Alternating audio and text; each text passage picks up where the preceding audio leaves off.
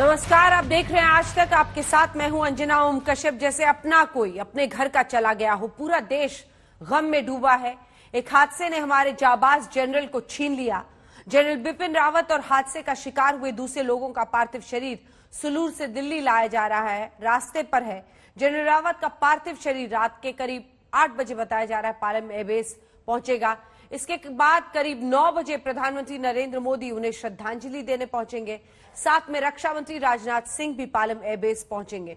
तीनों सेनाओं के प्रमुख भी उस वक्त एयरबेस पहुंचेंगे। जनरल रावत का आखिरी संस्कार कल किया जाएगा। इन सब के बीच पूरे देश के मन में एक ही सवाल है, आखिर हादसा हुआ कैसे? सरकार ने जांच बिठा दी है। उम्मीद है अब हादसे के हर पहलू जल्द ही सामने आएंगे। हम तस्वीरें आपको इस वक्त दिखाना चाहते हैं जो पालम एयरबेस में तैयारी की गई है। पालम एयरबेस में ही कुछ ही देर में उनका पार्थिव शरीर पहुंचेगा, उसी की तस्वीरें आप देख रहे हैं। लेकिन पूरा देश गमगीन है। हर किसी ने बिपिन रावत को बहुत करीब से देखा और समझा। इससे पहले कि हम चर्चा की शुरुआत करें, जनरल जे सिंह साहब, पूर्व सेना अध्यक्ष, हमारे साथ होंगे। लेकिन उससे पहले ये रिपोर्ट।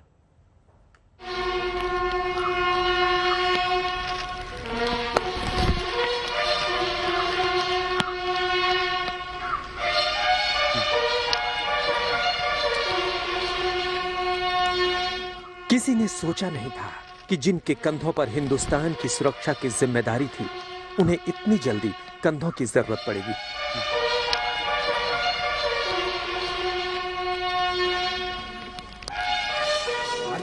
किसी को समझ नहीं आ रहा कि आखिर ऐसा क्या हुआ कि बड़े बड़े दुश्मनों के पसीने छुड़ा देने वाले योद्धा ने जिंदगी से इतनी जल्दी हार मान ली। बुधवार का दिन देश के लिए मनहूस साबित हुआ।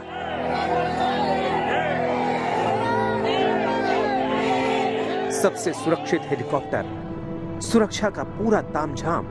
जनरल बिपिन रावत वेलिंगटन के स्टाफ कॉलेज में लेक्चर देने के लिए निकले थे। साथ में पत्नी मधुलिका रावत और 12 दूसरे लोग भी थे। और नीलगिरी की पहाड़ियों में हेलीकॉप्टर आग के गोले में तब्दील हो गया।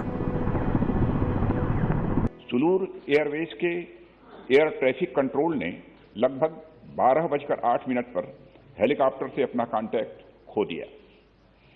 बाद में कुन्नूर के पास जंगल में कुछ स्थानीय लोगों ने आग लगी हुई देखी। जब वे भागकर उस स्थान पर पहुंचे तो उन्होंने मिलिट्री हेलीकॉप्टर के अवशेष को आग की लपटों से घिरा हुआ देखा।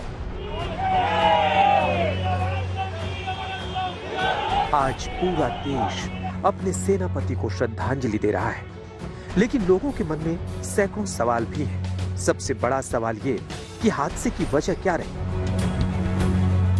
हेलीकॉप्टर का डेटा और वॉइस रिकॉर्डर बरामद कर लिया गया है, जिसकी जांच के बाद कई सवालों के जवाब मिलने की उम्मीद है। सरकार ने जांच के आदेश दिए हैं, जिसमें तीनों सेनाओं के अधिकारी शामिल होंगे। जांच टीम की अगुवाई एयर मार्शल मानवेंद्र सिंह करेंगे।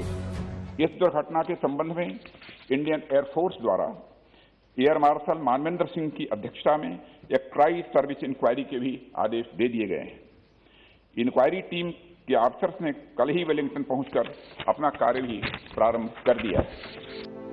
इस बीच सूत्रों से खबर मिली है कि जनरल रावत समेत 14 लोगों को लेकर उड़ान भर रहा हेलीकॉप्टर अपने तय रास्ते से दूर उड़ान भर रहा था। आमतौर पर वेलिंगटन के लैंडिंग ट्रैक के लिए हेलीकॉप्टर पक्का सुरनमलाई के पश्चिमी ओर से ऊटी कोयम्बटूर हाईवे से आते हैं। हालांकि बुधवार को सुलूर से उड़ान भरने वाले जनरल रावत का हेलीकॉप्टर ऊटी कोयम्बटूर हाईवे के ऊपर कट्टेरी बरलियार सेक्टर में उड़ान भर रहा था, यानी वो पक्का सुरनमलाई एयर ट्रैक से दूर उड़ रहा था। इसी दौरान MI-17 V5 हेलीकॉप्टर कुन्नूर से 7 किलोमीटर दूर और वेलिंगटन से 20 किलोमीटर दूर एक गड्ढे में क्रैश हो गया।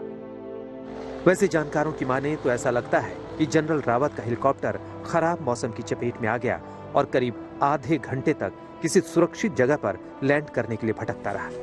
बैड वेदर में इन्वॉल्व हो गया था। पूरी कोशिश कर रहा था किसी न किसी तरीके से कोई जगह ढूंढे जहाँ पे वो हेलीकॉप्टर को हादसे से पहले उतार ले, ताकि वो अपने आप को, हेलीकॉप्टर को और तमाम पैसेंजर्स को बचा सके। लेकिन पहाड़ों के अंदर ऊंची नीची ऐसे ज़मीन होती है, जंगल थे, डीप रवीन्स थी, कोई जगह ही नहीं मिली उसको हेलीकॉप्टर उतारने के लिए। ऐसे में वो एक पेड़ से टकराया और क्रैश हुआ।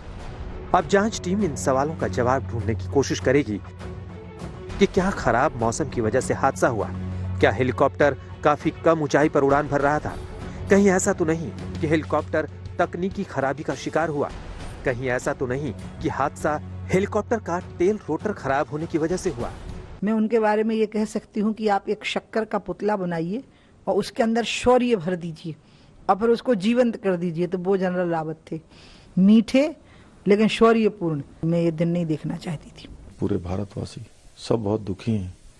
उनका जाना निश्चित रूप से एक बहुत बड़ी क्षति है जिसकी पूर्ति नहीं हो सकती। मैं भगवान से प्रार्थना करता हूँ, उन्होंने संपूर्ण जीवन भर माँ भारती की सेवा की है, राष्ट्र की सेवा की है, भगवान उनको अपने श्री चरणों में स्थान दे।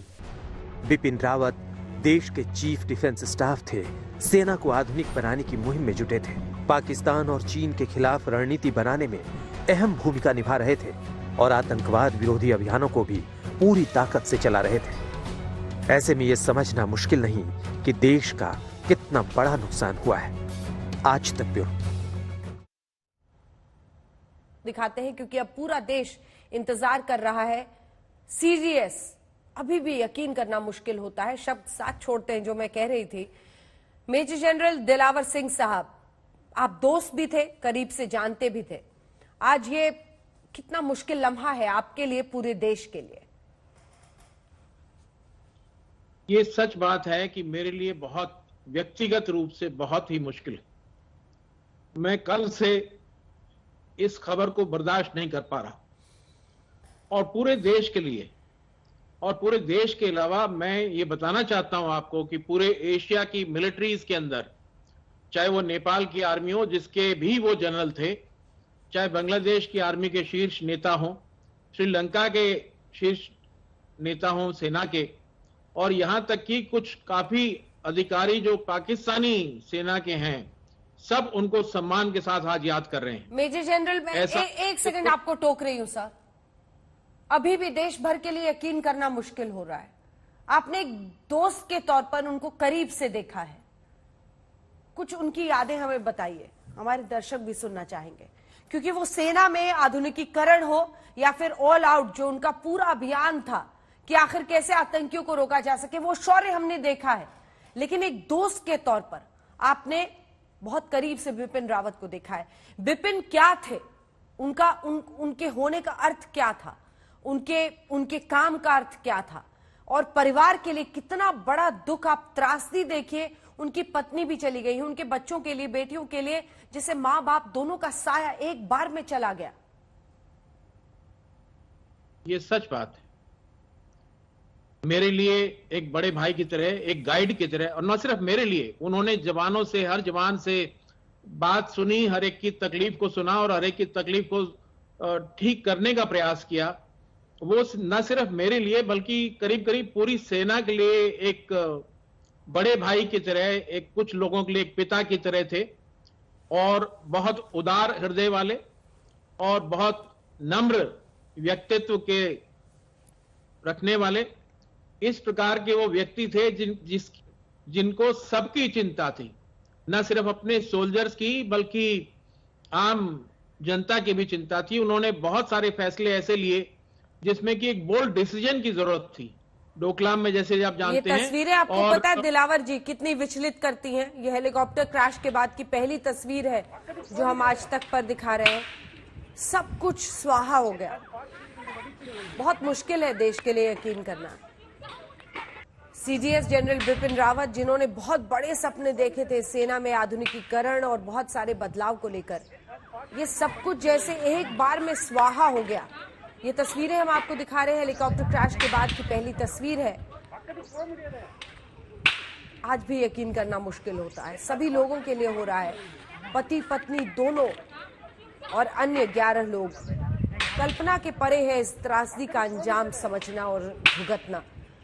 उन परिवारों के लिए जिन्होंने अपनों को खोया है, उन परिवारों के लिए जिन्होंने अपनों की राह में, आप कल्पना कीजिए, जिनको पता था कि इस हेलीकॉप्टर पर वो सवार है और शाम होते खबर आई कि क्रैश हो गया है और यूं धू धू कर चल रहा था। कल्पना ये करना सबसे मुश्किल है कि मानव शरीरों का इस हेलीकॉप्टर क्रैश में क्या हाल हुआ होगा। जनरल दिलावर, देखिए जब मैं क्या ये सब बताऊं आपको बड़ी आज। त्रासदी है, मैं इन तस्वीरों को नहीं देखना चाहता हूं। मेरे दिल पे क्या बीतती है आप समझ सकते हैं। मैंने ऐसे बहुत सी कठिनाइयों को देखा है, झेला है, और आर्मी के भी बहुत से लोगों ने देखा है। मैं सिर्फ आपको अच्छी बात ये बताना चाहता हूं कि मेरी आखिरी मुलाकात उनसे कुछ 15 दिन पहले हुई थी, और उस दौरान हमने जो बातचीत की उसके अंदर उनके जो सपने वो पूरे करना चाह रहे थे और जो करना चाहते थे अभी, उनके बारे में मैं सिर्फ संक्षिप्त रूप में आपको बताना चाहूंगा कि ट्राई सर्विस जॉइंटनेस को किस तरह से सुदृढ़ करना चाहते थे, थिएटराइजेशन को कैसे करना चाहते थे, इसके बारे में तो तकरीबन लोग जानते हैं। लेकिन जवानों के लिए किस तरह से उनका सेवा काल की अवधि को बढ़ाया जा सके, किस तरह से उनको सेकंड कैरियर दिया जा सके, इसके लिए जो उनकी सोच थी वो बिल्कुल अद्वितीय थी, और बिल्कुल। सेना के लोगों की जो बहुत दिनों से ख्वाहिश थी उसको पूरा करने वाली थी। किस तरह से लीडरशिप को और स्ट्रांग बनाया जाए उसके बारे में जो उनकी एक ड्रीम था, आधुनिकीकरण के बारे में पीपल्स जनरल दिलावर साहब, उन्हें पीपल्स जनरल कहा जाता था क्योंकि वो बहुत लोगों के साथ बातचीत करने में, उनके साथ खुशियां समेटने में, उनके साथ दुख सुख में साथ देने के लिए जाने जाते थे। Group captain MJ Augustine Vinod, ये तस्वीरें हम दिखा रहे हैं, क्या हुआ होगा सर, हमारे दर्शकों को बताइए। खराब मौसम, कम ऊंचाई पर बादल थे, कोहरा और कुहासा था, कंट्रोल में किस तरह से अचानक हाहाकार हो गया। अब ब्लैक बॉक्स के जरिए जो आखिरी कम्युनिकेशन रहा होगा एटीसी के साथ वो सामने आएगा, लेकिन अपने अनुभव से जरा हमारे दर्शकों को बताइए। सब ये जानना चाहते हैं कि क्या हुआ आखिर, क्यों ऐसा हादसा हो गया। देखिए, ये बहुत अच्छा सवाल है, और ये जो रेलवे ट्रैक से जो आप चला रहे हैं जो वीडियो है, ये बहुत एक महत्वपूर्ण वीडियो है। इस पे अब देखा जा सकता है कि एक इनएडवर्टेंट इंस्ट्रूमेंट मेटेरोलॉजिकल कंडीशन कहते हैं जिसको। हेलीकॉप्टर फ्लाइंग देखिए एक फिक्स्ड विंग फ्लाइंग की तरह नहीं है, ये एक विजुअल तरीके से फ्लाइंग किया जाता है 90% टाइम में। लेकिन ये जो मी-17 V5 जो है, इसके अंदर 5 मल्टीफंक्शन डिस्प्ले है, इंस्ट्रूमेंट फ्लाइंग में बिल्कुल ही निपुण है, और इंस्ट्रूमेंट फ्लाइंग में ब्लाइंड लैंडिंग करने का क्षमता रखता है ये। तो बादल या अंधेरा या एकदम ही पिच डार्क जिसको कहते हैं, नाइट विजन गॉगल के साथ भी आके हमने इसको इस्तेमाल किया है। मैंने इसको नॉर्थ ईस्ट में मैंने इंडक्ट किया है, तो मुझे अच्छे से मालूम है, और खूब मैंने इसमें फ्लाइंग भी किया है। तो इस बैकग्राउंड से एक एक्सीडेंट इन्वेस्टिगेशन होने के नाते और उसके बैकग्राउंड से मैं ये कह रहा हूँ कि जब विजुअल से जब इंस्ट्रूमेंट ट्रांजिशन करते हैं हम लोग, तो एक प्रोसीजर होता है ट्रांजिशन टाइम जिसको जो दिया जाता है, जो इनएडवर्टेंटली आप देख ही रहे हैं इस वीडियो में कि एक पीछे से एक फॉग या फिर एक क्लाउड कवर एकदम सडनली हेलीकॉप्टर को एनगल्फ कर लेता है। उस समय प्रोसीजर ये है कि हेलीकॉप्टर तुरंत मुड़ जाता है। तो ये मेरा ये सोच है कि तुरंत जो पीछे मुड़ने की कोशिश में ये हादसा हुआ है, और आप ये आवाज से इसको समझ सकते हैं। क्लाउड में घुसने के और हिट करने के जो अंतराल है वो 1 या 1.5 सेकंड का समय है। जब वो आदमी पूछता है क्या हुआ, गिर गया क्या। एक सेकंड ग्रुप कैप्टन साहब, हम वरुण सिंह के लिए प्रार्थना कर रहे हैं इस वक्त भी कि उनकी जिंदगी बच जाए। मुझे भैया बताइए, आपको जो भी जानकारी अभी तक मिली है, क्या हुआ होगा। सब ये जानना चाहते हैं कि क्या उन्हें पता था, हवा में ही आग लग गई, क्या हो गया सर। लोग ये जानना चाह रहे हैं कि आखिर पहले खबरें आई कि पेड़ से टकराने की खबरें आई, फिर पता चला कि हवा में ही आग लग गई, कोई टेक्निकल फॉल्ट हुआ, क्या समझ में आ रहा है जितनी जानकारी है उसके मुताबिक। देखिए, कोर्ट ऑफ इंक्वायरी इसको सही बता पाएगा, लेकिन मेरा अनुमान ये है कि हमें एक चीज याद रखना है अंजना जी, ये एक मशीन है, और मशीन और कभी भी फेल हो सकता है। पहली बात, ये फेल हुआ कि नहीं हुआ ये कोर्ट ऑफ इंक्वायरी बताएगा, बट मेरा ये अनुमान है कि जब तक ये बादल में घुस रहा है तब तक ये बिल्कुल कंट्रोल में है, और आप इसको चला भी रहे हैं ये बुलेट पॉइंट्स के तौर पे, तब तक ये कंट्रोल में है। जब ये बादल में घुसा उसके बाद जब आवाज आती है, उस समय का जो अंतराल है देखिएगा, 1, 1.5, 2 सेकंड का समय, उस दौरान ही जो भी गड़बड़ हुई है उस दौरान हुई। तो और ये पायलट सामने देख करके चला रहा है, तब ये इनगल्फ हो रहे हैं अपना एक फॉग में। तो उस दौरान जो ट्रांजिशन टाइम नहीं मिला उनको इंस्ट्रूमेंट में जाके इंस्ट्रूमेंट लैंडिंग करने के लिए। एमजे ऑगस्टीन साहब, मैं एक सीधा सवाल आपसे पूछना चाहती हूँ। हवा में अगर हेलीकॉप्टर में आग लग गई, कुछ चश्मदीदों ने यहां तक बताया है कि बहुत मुश्किल है कहना, लेकिन आग लगी हुई शरीरों के साथ लोग निकल रहे थे, लोग विमान से 14 लोग सवार थे। क्या इस तरह से मिड एयर आग पूरे हेलीकॉप्टर को लग जाना आपको क्या संकेत दे रहा है? नहीं, मेरा अनुमान, मैं कह रहा हूँ अंजना जी, मैं खुद ही एक एयरक्राफ्ट सर्वाइवर हूँ। 21 क्रैश मेरा टेक ऑफ के दौरान हो चुका है और रनवे पे ये पूरा स्क्रीन जो देख रहे हैं नया है, तो और खूब इन्वेस्टिगेशन भी किया है। तो इस एक्सपीरियंस 30 साल का तजुर्बा है और मेरे कितने कोस्टमेट्स के मैंने कंधा दिया है और सबसे बड़ा बोझ मैंने उठाया है जिंदगी में। तो ये सब चीजों के मद्देनजर, ये सब चीजों का बैकग्राउंड के हिसाब से मैं कह रहा हूँ कि अगर इंक्वायरी जो भी कहेगा, एक चीज ध्यान में रखिए, मिलिट्री फ्लाइंग और वर्दी पहन कर जब हम निकलते हैं, और अभी तो मैं वर्दी के बाहर हूँ, अभी भी मेरा जज्बा उतना ही कायम है। हम निकलते हैं कि देश के लिए मर मिटने के लिए निकलते हैं। तो इसमें कोई दो राय नहीं है कि ये जो डेंजर है सबको पता था, और ये जो डेंजर है आज के तारीख में, आप सिविल जहाज में उड़ते हैं एक जगह से दूसरी जगह, दिल्ली से कलकत्ता जाते हैं, तो आपको इतना मन में तो एक जगह पे तो रहता ही है कि अगर गिर गया तो क्या होगा। मिड एयर सर एक सेकंड, फुल स्क्रीन विजुअल्स दिखाइए। मिड एयर फायर क्राइसिस नहीं, मैं ऑगस्टिन विनोद साहब, देखिए पूरे देश में लोगों के मन में सवाल है, मिड एयर फायर क्राइसिस का क्या मतलब होता है जब आप इस तरह का हेलीकॉप्टर जुड़ा रहे हैं Mi-17? ये टैंक, ये जो फ्यूल टैंक है, हाँ? ये बुलेट होल, अगर आप इस पे गोली चलाते हैं तभी भी ये फायर नहीं पकड़ता है, क्योंकि इसके सेल्फ सीलिंग टैंक्स हैं ये जो फ्यूल टैंक है ये सिविलियन जहाजों की तरह नहीं है। आप इस पे आप LMG भी दाग दें तभी भी ये फायर नहीं लग सकता। ये जो फायर देख रहे हैं आप जो चला रहे हैं, ये नीचे गिरने के बाद टैंक फट के जब बाहर फ्यूल गिरा है तब आग लगा है। टैंक के अंदर ये इसके रोटर पे मल्टीपल गोलियां लग चुकी हैं, और इसके बाद हमने कारगिल में हमने देखा है, रोटर पे गोली लगने के बावजूद ये हेलीकॉप्टर उड़ता है।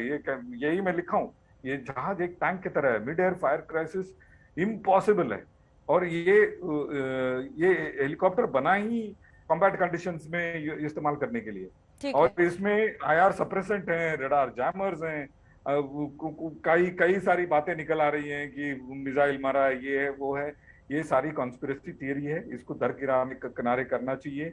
और इंक्वायरी और इसका जो ब्लैक बॉक्स कहते हैं, फ्लाइट डेटा रिकॉर्डर, ये 10,000 पैरामीटर रिकॉर्ड करता है, हर चीज को रिकॉर्ड करता है, इंजन के हर प्रेशर पॉइंट को रिकॉर्ड करता है, हर फ्यूल टेम्परेचर रिकॉर्ड करता है। आप बोलिए वो चीज रिकॉर्ड करता है, तो दूध का दूध पानी का पानी हो जाएगा। और हम देख ही रहे हैं कि बिल्कुल इंटैक्ट कंडीशन में ये ब्लैक बॉक्स हमें बरामद हुआ है, और कल परसों नरसों तक ब्लैक बॉक्स की सारी चीजें आ जाएंगी, लेकिन इंक्वायरी में उसी का वेट कर रहे हैं सर, उसी का वेट कर रहे हैं। अमिताभ रंजन, ग्रुप कैप्टन भी हमारे साथ रिटायर्ड जुड़ गए हैं। अमिताभ रंजन जी, आप बताइए अभी तक जो जानकारी मिली। एक सेकंड सर, मैं एकदम आम आदमी की तरह आपसे सवाल पूछ रही हूँ।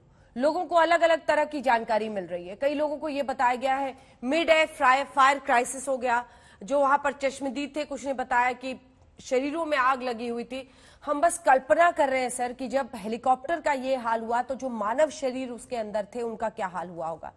अमिताभ रंजन, हमारे दर्शकों को जरा बताइए कि क्या हुआ होगा सर।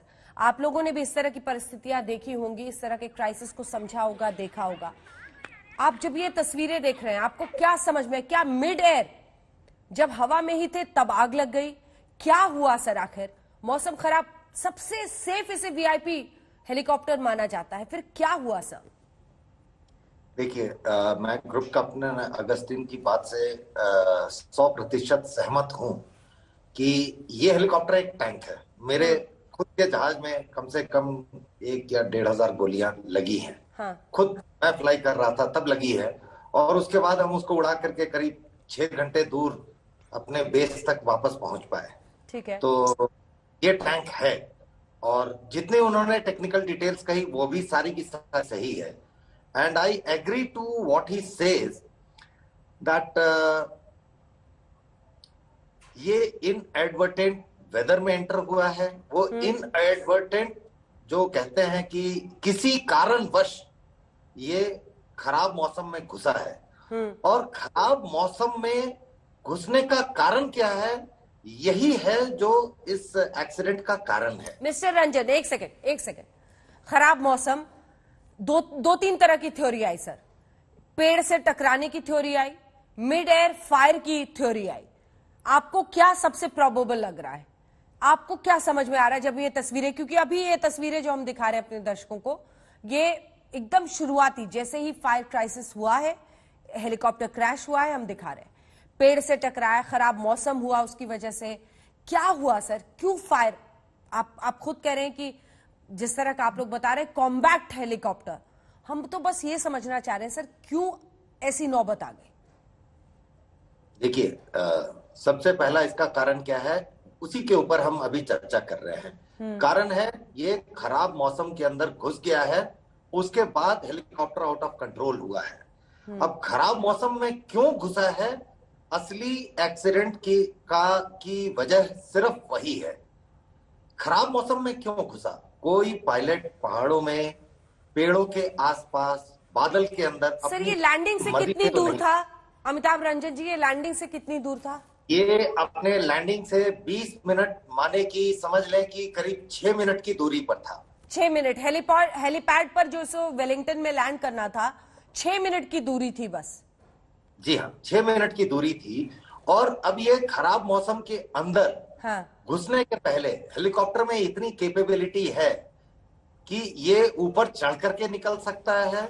ये एक साथ करीब 10 मीटर प्रति सेकंड की रफ्तार से चढ़ सकता है और अपनी स्पीड कम करके ये किसी भी तरह के जो खराब मौसम या बादल है उसके ऊपर से जा सकता है और फिर मुड़ करके अपने लैंडिंग जहां जाना है वहां तक दोबारा आ सकता है। लेकिन ये वहां क्यों नहीं गया और ये इस खराब मौसम के अंदर क्यों घुसा, एक्सीडेंट का कारण सिर्फ वही है। इसको जब एक्सीडेंट इन्वेस्टिगेशन जैसे ग्रुप कैप्टन अगस्तीन ज्यादा अच्छे से इसको समझाएंगे, इसको कहते हैं मिटिगेटिंग फैक्टर। दोनों ग्रुप कैप्टन को एक बार मेरे साथ दिखाइए, एक सेकंड सर, दोनों ग्रुप कैप्टन को मेरे साथ दिखाइए। सर हम सिर्फ वजहों को समझने की कोशिश कर रहे हैं। आप बता रहे हैं कि खराब मौसम में घुसा। खराब मौसम क्या होता है ऑगस्टीन साहब? क्या कुछ बादल ऐसे आ गए? आग किन वजहों से लगी सर? देखिए अब फिर समझाता हूँ। ये जहाज जो है ना, इसके चारों तरफ आर्मर प्लेटिंग लगी है। इसके फ्यूल के चारों तरफ जो है पॉलीयूरेथीन एक फोम का वो लगा हुआ है जो बुलेट को पहली बात तो रोकता है। और अगर भेद भी कर गया बुलेट अंदर, तो इसके अंदर एक मटेरियल है जो फ्यूल जब टच करता है तो वो अपने आप सील कर जाता है। इसको बोलते हैं सेल्फ सीलिंग टैंक। हाइकेट्रॉल या किसी ऐसा मटेरियल का बना होता है। अच्छा। तो इसके अंदर आग लगने का अगर कोई एलएमजीबी फायर करे, आग लगने का पॉसिबिलिटी बिल्कुल ही नाक के बराबर है। Exactly. और दूसरी बात, हमें सबसे महत्वपूर्ण एक चीज बिना है वो 15 सेकंड का जो वीडियो आप चला रहे हैं। और उसमें जो सवाल आप बुलेट पॉइंट पे डाल रहे हैं वो बहुत ही अहम सवाल है और उसी सवाल में सारा जवाब समाया हुआ है। देखिए, इनएडवर्टेंट आईएमसी जो है ये एक प्रोफेशनल खतरा है हेलीकॉप्टर फ्लाइंग में।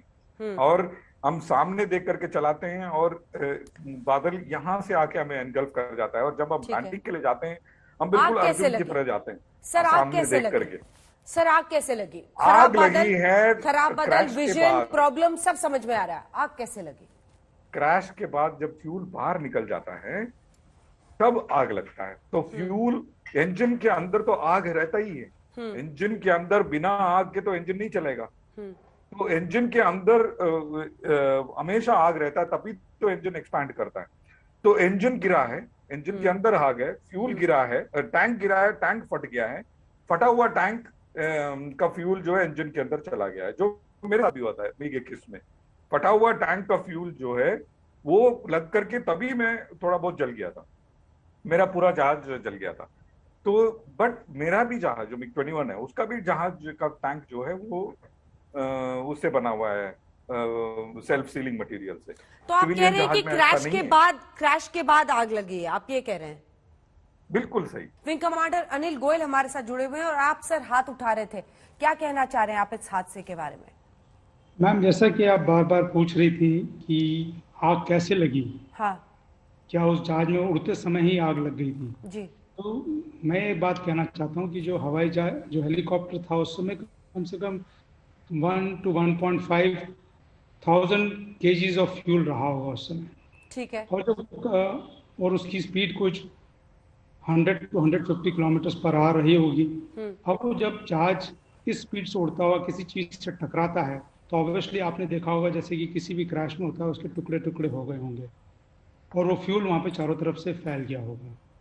उसके कारण वहाँ पे इलेक्ट्रिकल पावर भी है क्योंकि बैटरीज भी हैं, मूविंग पार्ट्स भी हैं जैसे कि ब्लेड्स हैं हाई स्पीड पे मूव कर रही हैं, उससे कई तरह के जब वो चट्टानों से टकराए होंगे या तो फ्लैशेस उड़े होंगे। हाँ। जिसके कारण वहाँ पे बहुत ज़्यादा चांसेस हैं कि आग लग गई होगी। और जब भी ऐसा कोई हादसा होता है हमने ज़्यादातर देखा है कि वहाँ पर एक आग लग जाती है या तो जो उसमें व्यक्ति सवार होते हैं उनकी मौत उस आग के कारण होती है या फिर धुएं जो उठता है उससे दम घुटने के कारण होती है। यही सबसे बड़े दो कारण हैं जिससे कि उसमें जो सवार व्यक्ति होते हैं उनकी मौत होती है। दूसरा रीज़न ये भी है कि इस हेलीकॉप्टर की जो दुर्घटना है वो हेलीपैड से दूर हुई थी तो उसको जो संभावित सहायता मिल सकती थी अगर वो हेलीपैड पे क्रैश हुआ होता तो उसको एकदम से सहायता मिल सकती थी क्रैश फायर टेंडर्स की। ये सहायता उसको क्योंकि वो हेलीपैड से दूर था, एक घाटी में था जहाँ पर तरह तरह के जहाँ पे इतनी इजी एक्सेस नहीं था तो उस कारण से भी वहाँ पर आग ज़्यादा फैली, उनको एकदम से बचाव का तरीका नहीं मिल पाया, बचाव में भी रुकावट आई। और जो ट्रेन पर्सनल थे जो कि CFT जो क्रैश फायर टेंडर्स होते हैं उसमें भी वो वहाँ पे जल्दी से नहीं पहुँच पाए, इसलिए भी जो सहायता मिलनी चाहिए थी उन सभी सैनिकों को, वरिष्ठ अफसरों को, वो एकदम से नहीं मिल पाई। इसका ये भी एक वजह है जिसके कारण कि इतनी ज्यादा संख्या में। ठीक है। मेजर जनरल राजेश सहाय भी हमारे साथ जुड़े हैं। राजेश सहाय साहब, क्या हम ऐसी स्थिति में है इस वक्त कि ये बता सकें कि मिड एयर ये आग लगी या फिर लैंडिंग के बाद ये परिस्थिति बनी? दुर्भाग्यपूर्ण है, हम तस्वीरें भी बार बार दिखा रहे हैं, अभी भी देश यकीन करने को तैयार नहीं है। CDS, उनकी पत्नी, सबकी मौत हो गई, 11 लोगों की मौत हो गई सर।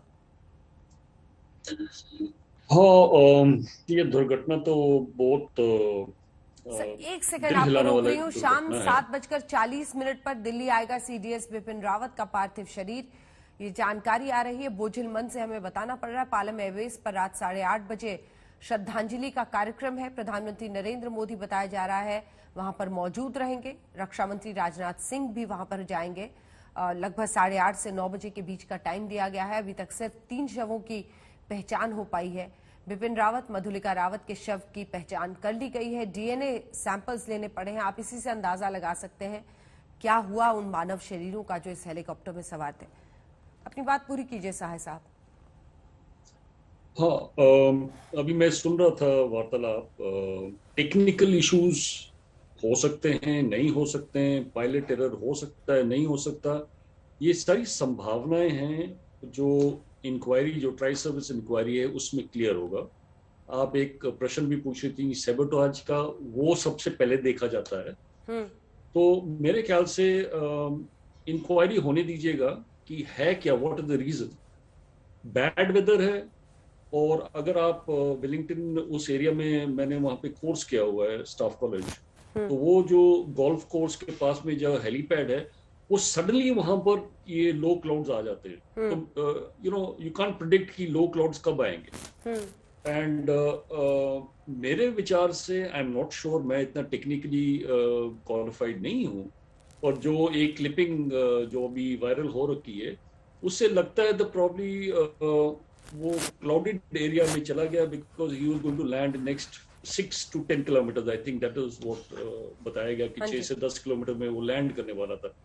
तो मे बी बीच में विजुअल मिला, suddenly the visual disappeared, may be his rotor कोई साइड द वैली को टच कर गया, या कोई पेड़ है, वो बहुत बड़े बड़े पेड़ हैं, उस पे टच कर गया और आग लगी। क्योंकि जब वो नीचे गिरा है तो उसके जो फ्यूल टैंक्स हैं वो ब्लास्ट हुए हैं, and due to very many other electrical connections. दूसरा, मैं किसी से पूछ भी रहा था, उसने बताया कि सर जब फ्यूल जलता है तो 1200 डिग्री सेंटीग्रेड पे जलता है। तो वहां पर जो भी लोग हैं जो उसमें जिनमें शहादत हो जाती है, उनका आइडेंटिफाई करना बहुत मुश्किल हो जाता है।